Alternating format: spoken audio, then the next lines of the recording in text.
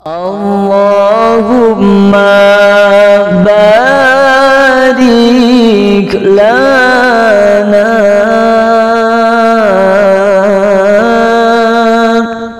fi Rajab wa Sya'ban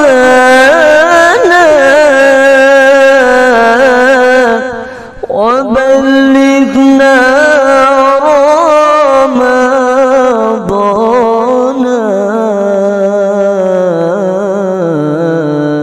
yassir lana umurana.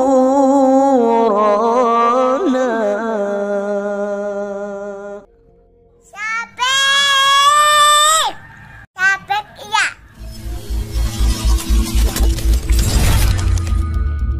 Wabihi nasta'inu ala umuri dunya waddin. Wassalatu wassalamu ala ashrafil anbiya'i wal mursalin Sayyidina wa maulana Muhammadin wa ala alihi wa sahbihi ajma'in. Amma ba'd. Rabbi shrah li sadri wa yassir li amri wahlul 'uqdatam min lisani yafqahu qawli. Subhanaka la ilma lana illa ma 'allamtana innaka antal alimul hakim. Yang terhormat Bapak Kepala RW 010 Bapak Saifullah, juga kepada Ustadz Rahmat, Ustadz Aliman, hadirin jamaah musalla ridha yang dirahmati Allah Subhanahu wa taala. Pertama-tama panjatkan puja dan puji syukur kita kehadirat Allah Subhanahu wa taala yang telah memberikan kita nikmat sehat wal afiat dan juga nikmat sempat sehingga pada hari ini kita sama-sama semuanya menjalankan ibadah puasa bulan Ramadan hari pertama tepatnya, dan kita dikumpulkan oleh Allah Subhanahu wa taala di majlis yang insyaallah penuh berkah ini. Amin ya rabbal alamin. Salawat serta salam tercurah limpahkan kepada baginda agung Muhammad sallallahu alaihi wasallam. Semoga kita semuanya kelak nanti di hari kiamat mendapatkan syafaat dari Rasulullah sallallahu alaihi wasallam. Amin ya rabbal alamin. Pada kajian subuh Ramadan tahun ini 1442 Hijriah, biasanya kita ngaji pakai kitab tasawuf. Kita ngaji tentang ilmu qalb, ilmu hati. Tetapi pada kali ini kita akan mengkaji tentang fikih puasa. Apa? Fikih puasa. Dengan harapan semoga puasa kita lebih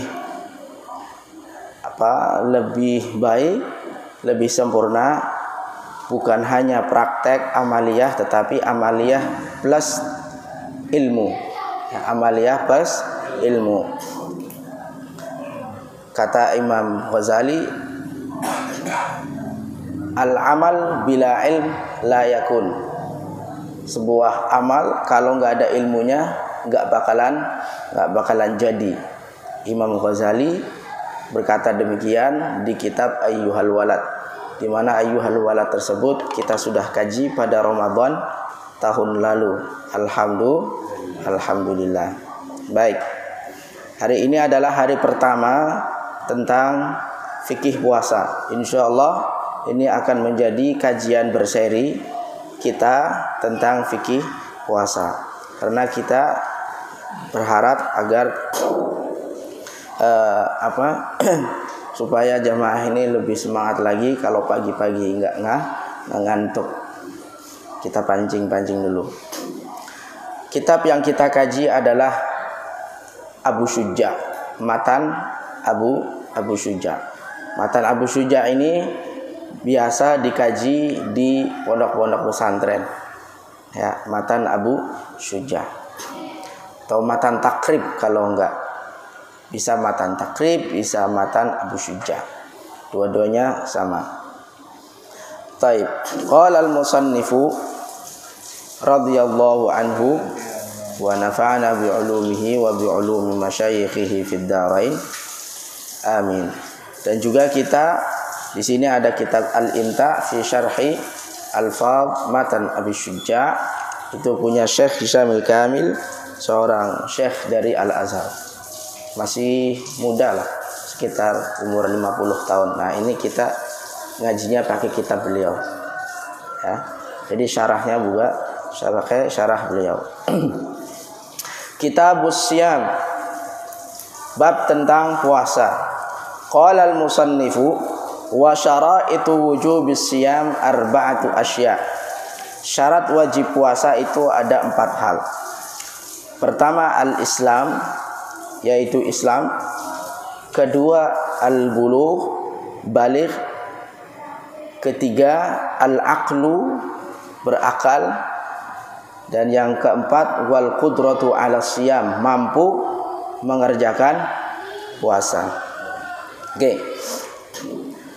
Sekarang pengertian dari puasa. Apa itu puasa? Puasa secara bahasa artinya al-imsak. Al-imsak artinya menahan. Ya, al-imsak, menahan. Secara bahasa puasa sudah artinya menahan. Sedangkan puasa secara syar'i, secara istilah syar'i adalah al-imsak an syahwatai al-batn wal faraj min tulu'il fajris shadiq ila ghurubis syams biniyati taqarrubi ilallah. Artinya menahan diri dari 2 syahwat. Yang pertama syahwat perut, makan, minum, apalagi makan, minum. Nah, nanti juga masuk sengaja muntah, ya, sengaja muntah, dimuntahkan. Tadinya nggak muntah, tetapi pengen muntah, terus dia paksa untuk muntah. Nah, itu ditahan. Kemudian wal faraj, itu yang pertama syahwat perut, tahan apapun yang pengen masuk ke dalam perut. Kedua faraj, faraj itu berarti kemaluan, kelamin kita. Jadi tahan itu yang namanya berhubungan suami istri, atau mungkin bukan suami istri, udah kebelet banget. Nah, itu faraj. Pokoknya yang faraj itu. Ingat ya, farji wal farji. Beda kalau kita ngucapin syahwatayil al-batn wal faraj.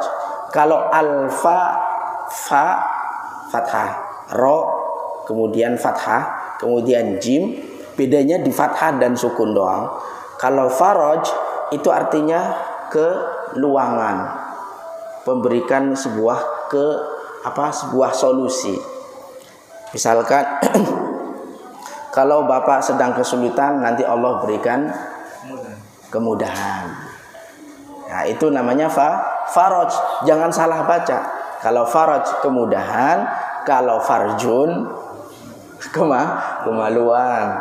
Nah, bedanya fathah dan sukun. Oke, jadi yang kita tahan adalah kemaluan dan juga syahwatnya perut. Dari kapan? Dari min tulu'il fajri as-shadiq. Ingat ya, min tulu'il fajri as-shadiq. Harus ada shadiqnya. Karena ada fajar yang kadzib. Ada fajar yang kadzib. Karena yang kadzib ini dia jatuhnya sebelum fajar shadiq. Kalau fajar kadzib, dia walaupun sudah keluar, kita masih boleh makan minum. Itu biasanya jam 3. Itu fajar kadzib. Ya, fajar kadzib. Itu masih boleh makan, kita boleh juga masih minum dan seterusnya. Bahkan boleh berhubungan kalau suami istri. Nah, itu fajar kadzib. Tapi kalau fajar shadiq kita nggak boleh makan. Itu fajar shadiq. Dan itu adalah syarat pertama, waktu pertama dari kita puasa. Kita startingnya dari fajar yang shadiq. Sampai kapan? Ila ghurubis syamsi, sampai tenggelamnya tenggelamnya matahari. Kalau misalkan tiba-tiba ada orang yang pengen puasa habis duha, saya nggak ada makan, ya kan? Nggak ada makanan yang buat saya makan. Pas duha tidur, bangun jam 6, belum makan belum minum, ya kan? Belum makan belum minum. Nah, kemudian di duha, nah dia mau puasa, dia nggak bisa, ya kan? Karena dia nggak mulai dari fajar shotih, karena nggak ada niat di sana, karena nggak ada niat. Kalau puasa sunnah nggak apa-apa, tapi kalau puasa wajib nggak bisa. Oke. Tapi dengan niat biniyati taqarrubi ilallah, dengan niat taqarrub, mendekatkan diri kepada Allah. Oke, itu tentang definisi puasa. Nanti saya nyampaikan kurang lebih 20 menit. Selebihnya silahkan kalau ada pertanyaan, bebas. Tapi kalau bisa yang berkenaan dengan materi kita hari ini. Insya Allah banyak sesi ketika kita bahas puasa. Ada tentang, nanti ada juga tentang syarat puasa. Syarat puasa itu panjang. Makanya nanti di sini nggak ada kita bahas syarat puasa. Insya Allah beberapa pertemuan selanjutnya.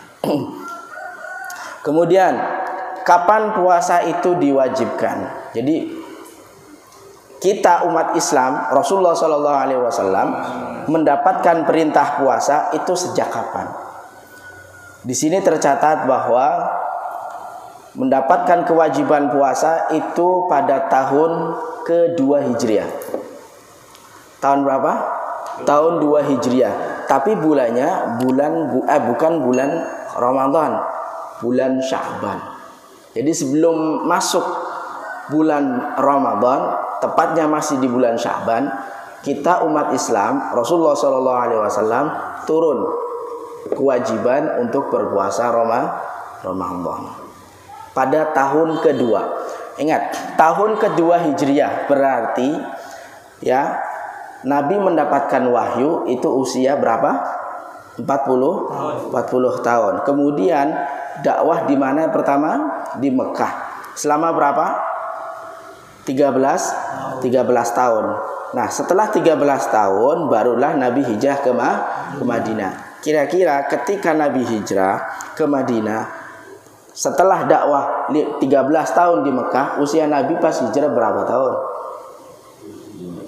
53. Ada di sini yang usia segitu?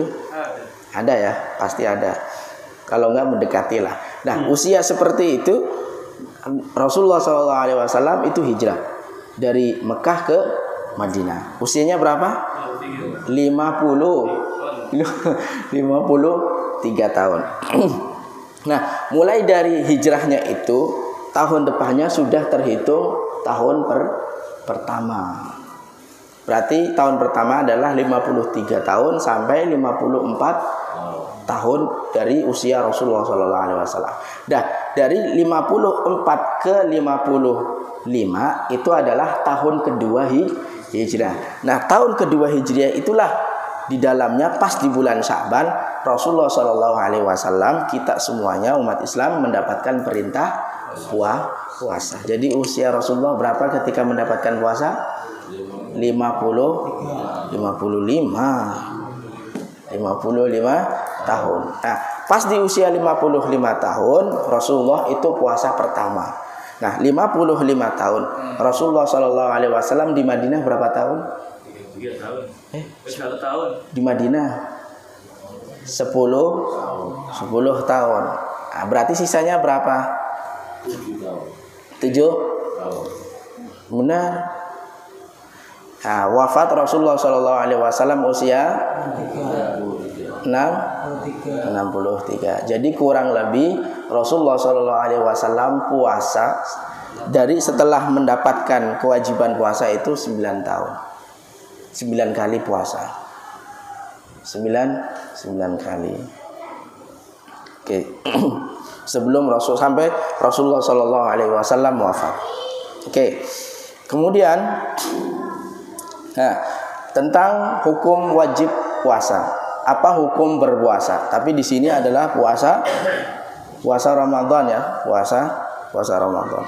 Ini kalau lagi ngomong suaranya begini ya. Apa? Butuh minum atau kopi? Insyaallah pahala insyaallah. Oke, hukum puasa. Fardu ainin ala kulli muslimin wa muslimatin. Hukumnya wajib ain. Apa? Wajib ain. Wajib itu ada dua, Pak. Ada wajib kifai, ada wajib ain. Wajib kifai itu kayak sholat jenazah.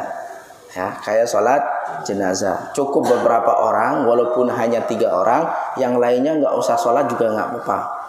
Yang penting mengukurkan kewajiban sebagai umat Islam. Oke, nggak mungkin pas sholat jenazah semuanya geruduk ke sini, nggak kayak gitu. Itu namanya wajib kifai. Kalau puasa itu seluruh umat Islam di seluruh dunia, seluruh pelosok negeri itu semuanya wajib puasa. Fardu ain, namanya ain. Setiap orang itu namanya ain. Kapan? Tapi nggak sembarangan. Mata tawaffarat asyurut. Kalau syaratnya itu terpenuhi. Kalau nggak terpenuhi nggak. Contohnya apa syaratnya? Contoh aja. Walaupun ini belum nanti pembahasannya nanti. Contohnya adalah dia sudah balik. Ya kan? Dia sudah masuk Islam. Jadi kalau kafir nggak bisa kan? Nah, itu termasuk di antara syarat-syarat puasa. Jadi harus harus ada ketika syaratnya itu terpenuhi. Jadi nggak sembarangan. Kapan? Salah satunya adalah wanita haid. Apakah ketika kita puasa itu wajib ain setiap orang? Nah, nanti yang haid itu kasihan dong, kan lagi haid. Nah, jadi harus ada ketika syaratnya terpenuhi. Oke, dalil puasa. Ya ayyuhalladzina amanu kutiba alaikumusyamu kama kutiba alal ladzina min qablikum la'allakum tattaqun. Wahai orang-orang yang beriman, diwajibkan bagi kalian untuk berpuasa sebagaimana diwajibkan berpuasa kepada orang-orang sebelum kalian agar kalian itu bertakwa. Jadi dari ayat ini Allah Subhanahu wa taala memberikan informasi kepada kita bahwa bukan hanya kita saja umat akhir zaman, umat Rasulullah sallallahu alaihi wasallam yang mendapatkan wajibnya puasa. Tetapi juga ada umat-umat yang terdahulu diwajibkan berpuasa. Contohnya siapa? Qala ta'ala i'malu ala Dawuda syukra. Ya, bukan, tetapi seperti Siti Maryam. Ya kan? Siti Maryam. Tahu Siti Maryam, Pak? Ibunya Musa, Isa. Ibundanya Nabi Isa. Bapaknya Siti Maryam siapa namanya? Yakub. Bapaknya Siti Maryam namanya Maryam binti Imran. Maryam binti Imran. Suaminya Imran siapa? Istrinya Imran siapa? Ibunya Maryam. Namanya Hana. Siti Hana. Nah, Siti Hana itu ibundanya Siti Maryam. Berarti neneknya Nabi Isa itu namanya Siti Hana. Oke. Nah, itu Siti Maryam itu sebelum mendapatkan Nabi Isa itu juga berpuasa dulu. Bukti bahwa orang-orang dahulu juga berpuasa sebagaimana kita, hanya tidak spesifik. Kemudian dalil selanjutnya adalah bunyan Islamu ala khamsin syahadati alla ilaha illallah wa anna muhammadar rasulullah wa iqamis salah wa ita'iz zakah wa hajjil baiti wa shaumi ramadan. Itu tentang dalil puasa. Kemudian rukun-rukun puasa. Nah, rukun puasa apa aja, Pak? Emang puasa nggak ada rukunnya? Ada lah. Sholat doang yang ada rukunnya. Niat. Terus nah, rukun puasa apa lagi? Sahur. Iya nggak apa-apa buat rame Pak. Ya, sahur nggak masuk. Kalau sahur itu kan bukan ketika kita puasa. Nah, menjauhkan dari yang membatalkan.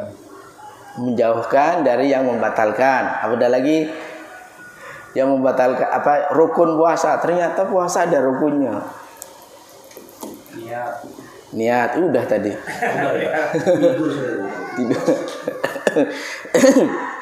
Jadi rukun puasa itu yang jelas itu harus ada yang puasa.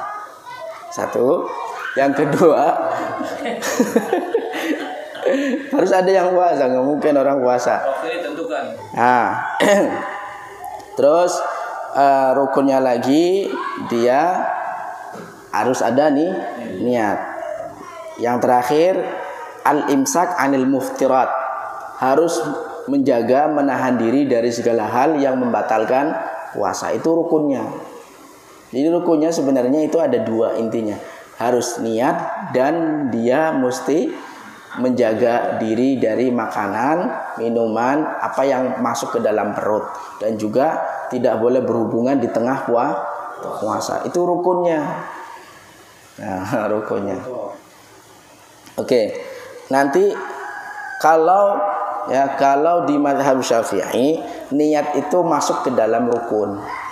Ya, niat itu masuk ke dalam rukun.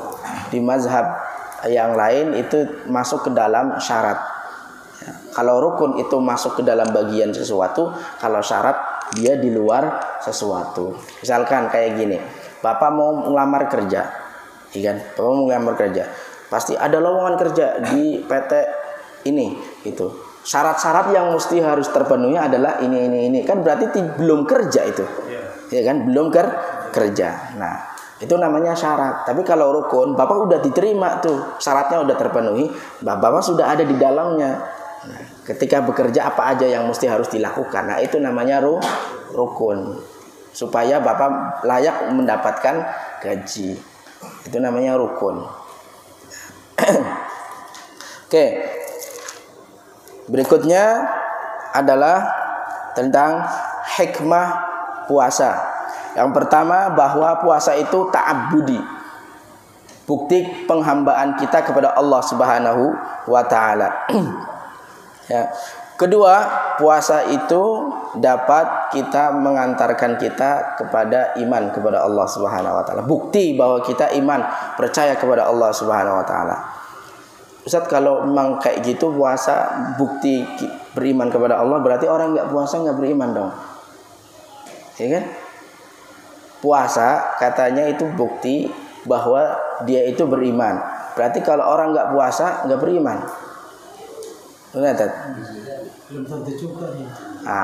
Bukan beritu, tetapi orang yang nggak puasa dia punya iman, tetapi imannya sedang redup. Nah, imannya redup. Dia ngaku Islam, tanya nih, Islam loh. Islam? Iya, KTP-nya lu lihat tuh ada KTP. Saya punya KTP tuh. Coba lihat aja agamanya.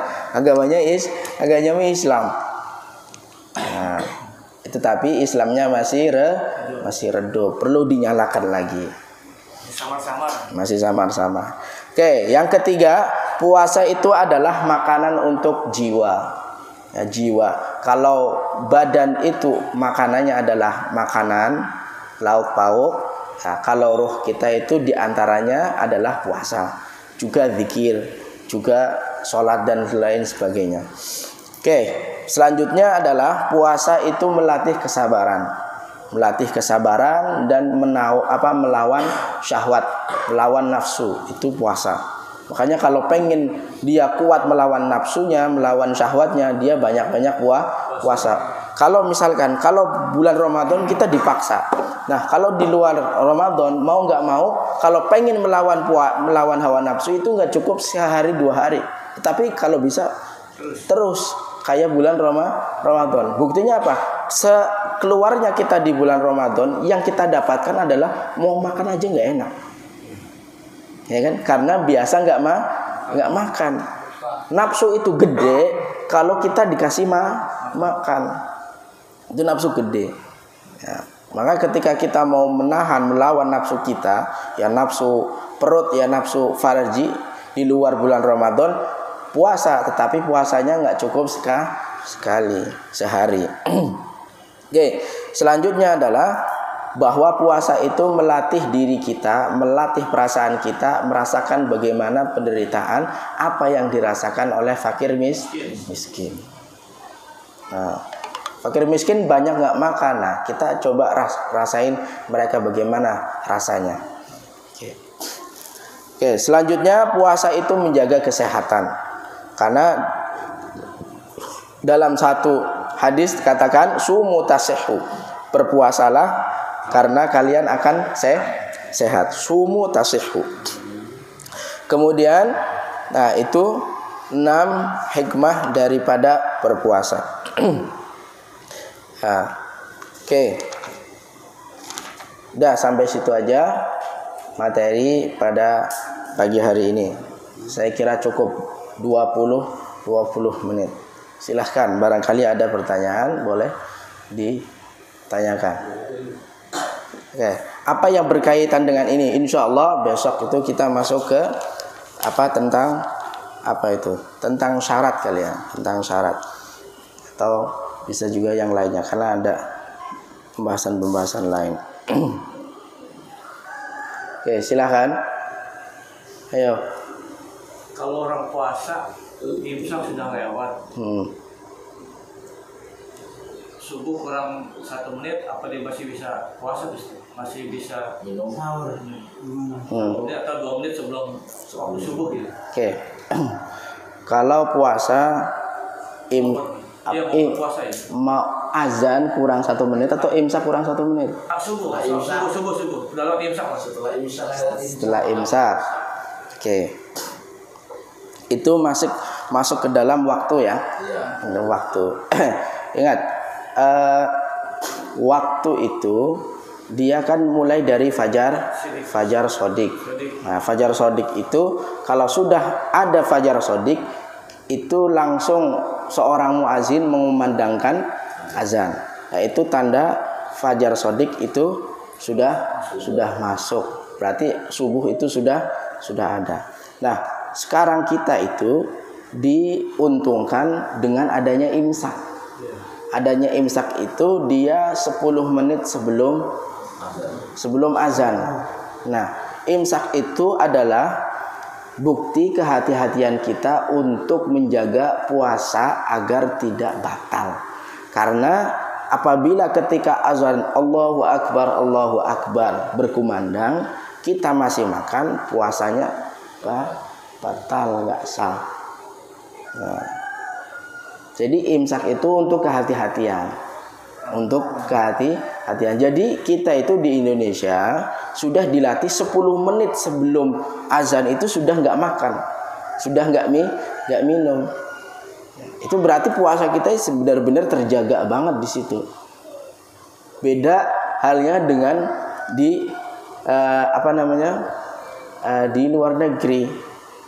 Ya, di luar negeri itu nggak digembor-gemborin imsaknya. Jadi kalau pokoknya tahu aja jadwal subuhnya jam berapa gitu. Udah, kalau tahu subuhnya jam berapa, sebelumnya itu kadang masih minum. Itu kasih makan. Yang penting pas itu stop, sudah selesai makan. Itu namanya imsak. Jadi imsak itu bukan standarisasi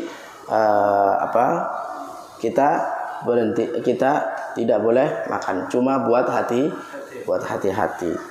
Itu lebih menjaga puasa kita, lebih menjaga. Kalau memang lupa sahur dan bentar lagi azan, jangan makan, minum aja, minum. Karena apa? Kalau nggak ada apa-apa, yang penting sahur.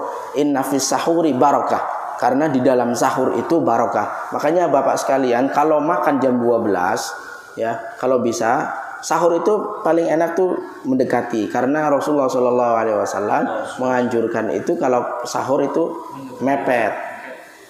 ya kan, mepet supaya mendapatkan kekuatan. Takhirus sahur wa ta'jilul iftar, itu sunnahnya orang berpuasa. Nanti ada sunnah-sunnah orang berpuasa itu kita bahas, tapi bukan sekarang. Ya. Di antara sunnah berpuasa itu sahurnya itu agak nanti ke sini mendekati ya azan tuh 4:30 katakan ya jam 4 gitu. Jam 4. Kalau mau ngudut, kalau yang buat ngudut ya 3:30 lah biar udutnya tambah banyak. Oke. Itu ya. Ada lagi. Ayo, kalau fikih puasa, kalau fikih itu identik soal permasalahan, identik dengan pertanyaan. Ustaz, saya mau tanya ya. Kalau pertanyaannya nyambung saya jawab, ya. Kalau nggak nyambung nggak jawab. Misalkan ada orang lagi berpuasa, dia tidur lah ya, tidur siang itu, dia bermimpi sampai mengeluarkan itu gimana? Nah itu nanti ada Pak. Beda. Ah ini, insya Allah kalau sengaja nggak dijawab karena biar jamaah pada ngikutin terus, ngikutin terus. Ada penasaran. Nah, ada. Termasuk mencicipi makanan itu juga ada di sini. Ada. Bagi ibu itu malah masak. Iya. Asin. Nah itu batal apa enggak mencicipi makanan, ada di sini semua ada. Lupa niat. Niat itu kita syarat-syarat. Jadi niat sendiri itu dia memiliki syarat. Di dalam madhab Syafi'i niat itu rukun. Di dalam madhab Syafi'i niat itu rukun. Tapi rukun di sini dia mesti apa? Mesti punya syarat. Syaratnya itu harus terpenuhi. Di antara syaratnya niat itu niatnya itu dari malam. Syaratnya itu dari malam. Nah, makanya ketika kita lupa, takut lupa, kita di awal bulan Ramadan itu sudah berniat dari awal saya niat puasa sebulan supaya nanti kita ketika lupa atau lain sebagainya kita sudah niat di awal. Sekalipun di madhab Syafi'i itu kita dituntut setiap malam itu harus niat. Itu bedanya sama seluruh mazhab itu dari 4 mengatakan bahwa niat itu setiap malam. Niat itu setiap malam. Karena kita puasa satu hari ini puasa, besok lagi puasa. Kalau puasanya batal, nggak mungkin yang lainnya itu jadi batal, ya kan? Nah, kalau madhab Maliki dia enggak. Madhab Maliki itu niatnya itu di awal. Niatnya di awal. Jadi seluruhnya direntet. Nawa itu sauma syahri Ramadan. Kulluhum. Kulluh seluruhnya itu niatnya mazhab Maliki untuk seluruhnya. Kalau makanya niat lagi. Makanya kalau kita bulan Imam Syafi'i itu setiap taraweh supaya diingatkan nawaitu shauma ghadin an adai fardhi syahri ramadhana. Dan di antara niat itu dia mesti kita sebutkan itu puasa Ramadan. Jenisnya. Nanti ada setelah ini insyaallah ada di bab syarat-syarat puasa. Di antaranya nih, ketika kita puasa, sebutkan kamu puasa apa? Puasa besok. Puasanya apa? Ramadan atau bukan? Sebutin Ramadan. Karena bisa jadi besok itu bukan puasa Ramadan tapi puasa qadha. Nah, karena nanti di sana juga ada puasa wajib. Puasa wajib itu apa aja? Bukan hanya puasa Ramadan. Nah, makanya terus ikuti kajian ini, semoga bermanfaat. Insyaallah penuh ilmu ya. Amin ya rabbal alamin. Mari kita tutup kajian pada subuh hari ini dengan membaca kafaratul majlis. Subhanakallahumma wa bihamdika asyhadu an la ilaha illa anta astaghfiruka wa atubu ilaik. Wassalamualaikum warahmatullahi wabarakatuh. Ya Rabbana